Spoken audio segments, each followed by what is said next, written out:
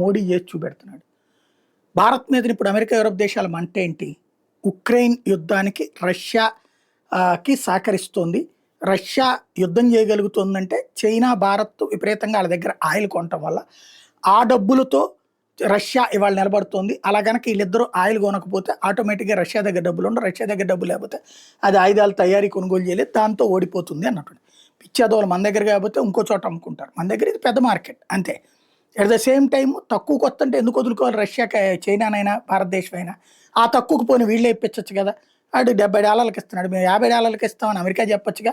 లేదు అరబ్ దేశాలతో అమెరికా మాట్లాడి $40 ఇండియాకి, చైనాకి ఇవ్వండి, ఒక 5 ఏళ్ళు 10 ఏళ్ళు ఇస్తామని చెప్పండి అని చెప్పొచ్చుగా. ఎందుకు చేత కావట్లేదు? నువ్వు తక్కువకి ఇప్పించవు, ఎక్కువ మమ్మల్ని కొనుక్కోమంటే ఈ దేశ ప్రజలు ఓట్లు వేస్తారు, లేకపోతే ట్రంప్ను లేకపోతే యూరప్ దేశాల అధ్యక్షులు వచ్చి ఓట్లు వేపిస్తారు ఇక్కడ మోడీకి. ఇక్కడ కనుక ₹100 పెట్రోల్ ఇప్పటికే ₹100 పెట్రోల్ అయిందని మండిపడుతున్నాడు జనం. అది రేపు పొద్దున 250 300 అయితే ఊరుకుంటారు. పాకిస్తాన్లో ఇప్పుడు ₹300 పెట్రోల్ ఉంటుంది, ఊరుకుంటారు ఇక్కడ జనం?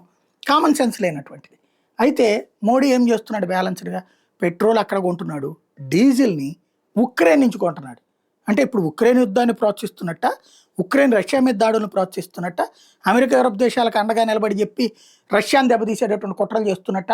ఒకేసారి యుద్ధం చేసుకుంటున్న రెండు దేశాల నుంచి పెట్రోల్ ఏమో రష్యా నుంచి కొంటున్నాడు, డీజిల్ ఏమో ఉక్రెయిన్ నుంచి కొంటున్నాడు. ఇది కదా అద్భుతమైన విదేశాంగ విధానం అనేది.